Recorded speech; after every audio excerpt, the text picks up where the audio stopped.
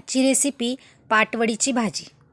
त्यासाठी लागणारे साहित्य: पंढरपुरी डाळ, पांढरे तीळ, जिरा, बडीशेप, धने पावडर, लवंग, काळी मिरी आणि दालचिनी.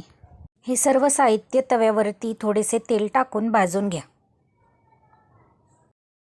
नंतर तव्यावरती चिरलेला कांदा, लसूण, कोथिंबीर व भाजलेले खोबरे टाकून ते सर्व भाजून घ्या. हे सर्व साहित्य मिक्सरमध्ये बारीक वाटून घ्या. एका भांड्यामध्ये बेसन पीठ, कोथिंबीर, धने पावडर, लाल तिखट, हळद व चवीप्रमाणे मीठ टाकून थोडेसे पाणी टाका व ते मिश्रण एकत्रित करून घ्या व त्याचा असा गोळा तयार करा. नंतर अशा पद्धतीने त्याचे काप तयार करा. कढईमध्ये तेल गरम करून त्यामध्ये जिरी, मोहरी, मिक्सरमधून बारीक केलेले वाटण, लाल तिखट, हळद, चवीप्रमाणे मीठ व थोडेसे पाणी टाकून ते शिजायला ठेवा. नंतर त्यामध्ये केलेले काप टाकून ती भाजी थोडा वेळ उकळून घ्या. तर मग रेडी आहे पाटवडीची भाजी.